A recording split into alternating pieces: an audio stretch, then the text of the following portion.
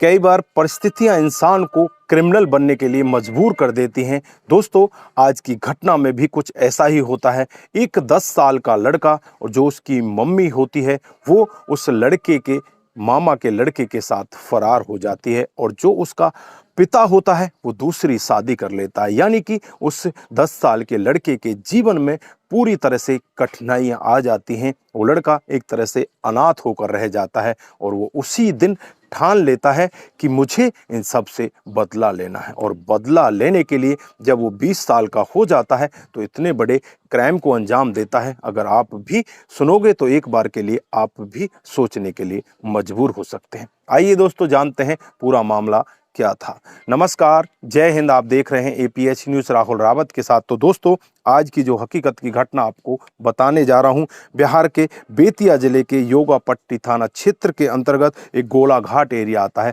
ये गोलाघाट की 15 अक्टूबर 2022 की हकीकत की घटना होती है। यहाँ पर अपने घर के दरवाजे पर राजा बाबू नाम का एक व्यक्ति और उसी के साथ उसका भाई विजय पटेल दोनों घर के दरवाजे पर बैठे होते हैं। तभी वहां पर एक नकाबपोश लड़का आता है जिसका चेहरा पूरी तरह से ढका हुआ था। किसी भी तरह से उसकी पहचान नहीं हो पा रही थी। तभी वहां पर बैठे हुए विजय पटेल के ऊपर वो ताबड़तोड़ गोली दाग देता है। इधर गांव के लोगों के जब आवाज कानों तक पहुंचती है तो गांव के लोग भी दौड़ने लगते हैं और उस लड़के का पीछा करने लगते हैं। वो लड़का वहां से भागने लगता है। गांव के लोगों के ऊपर भी वो गोली चला देता है और अपनी जान को बचाने के लिए वो एक ईख के खेत में घुस जाता है। आनन फानन में ही वहां पर पुलिस को खबर कर दी जाती है। पुलिस भी मौके पर पहुंच जाती है और गांव वाले भी उसका पीछा छोड़ने वाले नहीं होते। के अंदर लोग बाग घुस जाते हैं। पुलिस भी ईख के खेत के अंदर घुस जाती है और ईख के खेत के अंदर से ही उस लड़के को गिरफ्तार कर लिया जाता है। और जब उसका नकाब उसके मुंह से हटाया जाता है तो हर कोई व्यक्ति उस नकाबपोश लड़के को देखकर दंग हो जाता है। वो लड़का कोई और नहीं, वो लड़का रंजीत होता है जिसकी उम्र 20 साल होती है और जो विजय का ममेरा भाई होता है।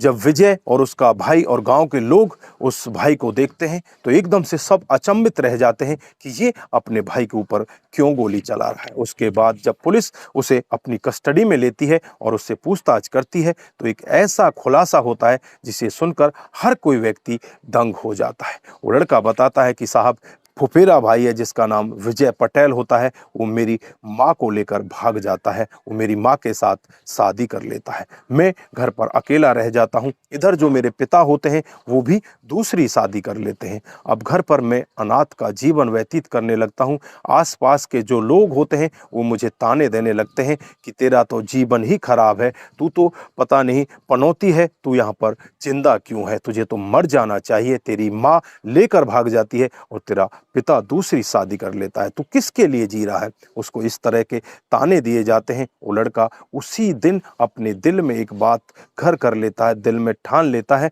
कि मुझे इन सब से बदला लेना है।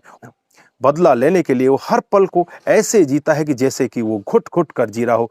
ऐसे ही लगभग 10 साल का समय बीत जाता है। वो ऐसे ही घुट घुट कर बड़ा हो जाता है। ताने खा खा कर वो 20 साल का हो जाता है। जब वो लड़का 20 साल का हो जाता है तो वो अपने फुफेरे भाई से बदला लेने के लिए उसके गांव का रुख करता है और 15 अक्टूबर का दिन चुनता है। 15 अक्टूबर 2022 को दिन के ही समय वो उनके घर पर जाता है और घर के दरवाजे पर वो दोनों भाई बैठे होते हैं। उसमें से जो विजय पटेल होता है उसके ऊपर गोली चला देता है। विजय पटेल के हाथ में गोली लगती है जिसकी वजह से उसकी मौत तो नहीं होती लेकिन उसकी तबीयत बहुत ज़्यादा खराब हो जाती है। उसके बाद उसे हॉस्पिटल में भर्ती कराया जाता है। इधर इस लड़के को पकड़कर इसे जेल के अंदर बंद कर दिया जाता है। बाकी गांव के लोगों के ऊपर भी इसने एक गोली चलाई थी। गोली के आरोप में इसे पकड़कर जेल के अंदर बंद कर दिया जाता है। लेकिन इसकी जो कहानी होती है वो हर किसी के अंदर एक बार सोचने की भावना पैदा कर देती है कि इस लड़के के साथ में ऐसा हुआ था और उसके बाद में इस लड़के ने इतना बड़ा कदम उठाया। जो कहना चाहते हैं, आपकी जो भी राय है एक बार कमेंट बॉक्स में जरूर दीजिएगा। दोस्तों, यहाँ पर जो इस लड़के ने कदम उठाया क्या उचित था या अनुचित था, आपकी जो भी राय है एक बार कमेंट बॉक्स में जरूर दीजिएगा। दोस्तों, इस घटनाक्रम को सुनाने का उद्देश्य सिर्फ आपको जागरूक करना है, आप लोगों को बताना है कि हमारे समाज में इस तरह की घटनाएं भी हो रही हैं। दोस्तों आज के लिए बस इतना ही। फिर मिलते हैं किसी नए मोड़ के साथ। तब तक के लिए आप अपना ख्याल रखें, अपने परिवार का ख्याल रखें, सतर्क रहें, सावधान रहें और ऐसे क्राइम को अपने आसपास ना होने दें। नमस्कार, जय हिंद,